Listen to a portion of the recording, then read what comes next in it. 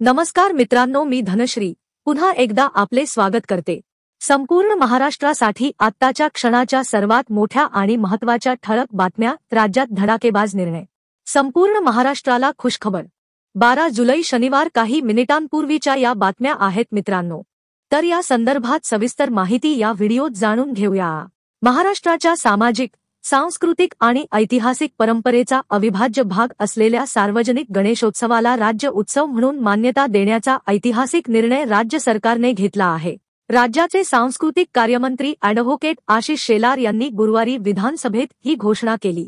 या निर्णयानंतर राज्यभरातील गणेश मंडळांमध्ये आनंदाचे वातावरण आहे। पुढील बातमी बघा। पुणे नाशिक औद्योगिक महामार्ग प्रकल्पाचा अंतिम निर्णय लवकरच घेण्यात येणार असून एकदा मंजुरी मिळाल्यानंतर पुढील 3 वर्षांच्या आत हा महामार्ग पूर्ण करण्याचे उद्दिष्ट असल्याची माहिती शालेय शिक्षण मंत्री दादा भुसे यांनी विधान परिषदेत दिली। सदस्य सत्यजित तांबे यांनी उपस्थित केलेल्या अर्धा तास चर्चेला उत्तर देताना मंत्री भुसे बोलत होते। पुढील बातमी बघा। पुणे शहर, अहिल्यानगर आणि मुंबईतील विविध गंभीर घटनांवर कारवाईची मागणी करत राष्ट्रवादी काँग्रेस पक्ष शरद पवार गट आक्रमक झाला आहे। पक्षाच्या राष्ट्रीय कार्याध्यक्ष खासदार सुप्रिया सुळे यांच्या नेतृत्वाखालील शिष्टमंडळाने स्वारगेट पोलीस ठाण्यात लेखी तक्रारी दाखल केल्या। यावेळी पक्षाचे शहराध्यक्ष प्रशांत जगताप, विशाल तांबे, सचिन दोडके, काका चव्हाण यांच्यासह अनेक पदाधिकारी उपस्थित होते। पुढील बातमी बघा। शिवसेना युबीटी नेते संजय राऊत यांनी राज्यातील सामाजिक न्यायमंत्री संजय शिरसाट यांचा एक व्हायरल व्हिडिओ दाखवून राजकीय तहान वाढवली।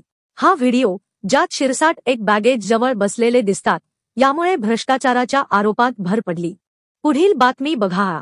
महाराष्ट्र विधान परिषदेत जनसुरक्षा विधेयक मंजूर करण्यात आले, ज्याचा उद्देश डाव्या आक्रमक संघटनांवर निगराणी ठेवणे आहे। विरोधकांनी सरकारवर याचा गैरवापर होणार असल्याचा आरोप केला आहे। पुढील बातमी बघा। मुख्यमंत्री देवेंद्र फडणवीस यांच्या हस्तक्षेपाने होमिओपॅथी ॲलोपॅथी संघर्ष शांत झाला। होमिओपॅथी डॉक्टरांना आता काही ॲलोपॅथिक औषधे लेखात लिहिता येणार आहेत, परंतु नागपुरात डॉक्टरांचे संप सुरू आहे।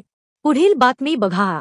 बुलढाणा तालुक्यातील पैनगंगा आदिवासी शाळेत कमीत कमी 13 मुलींनी विषबाधा अनुभवली, त्यातील 5 मुलींना गंभीर स्थितीत नागपूरच्या रुग्णालयात दाखल करण्यात आले आहे।